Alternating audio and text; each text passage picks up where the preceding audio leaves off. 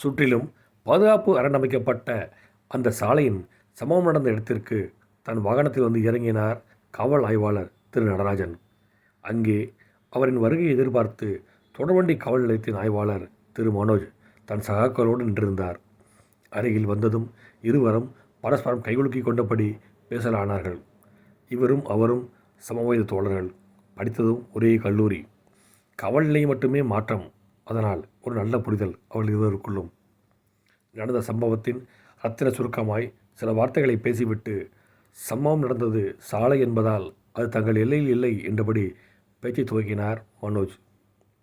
ஆனாலும் முன்னர் நடந்தது ரயில் நிலையத்தில் என்பதால் இதற்கும் அதற்கும் உள்ள ஒற்றுமை குறித்து விளக்கி, இது தாங்கள் இருவரும் சம்பந்தப்பட்டுள்ள வழக்கு என்பதை ஒரு கணம் மீண்டும் தெளிவுபடுத்தினார்.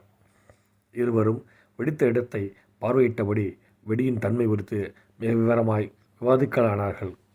அப்போது அங்கு வந்த தடயவியல் துறையினர் இடைப்பட்ட நேரத்தில் தங்களுக்கு தேவையான சாட்சிகளின் சேகரிப்பில் மும்முரம் காட்டினர்.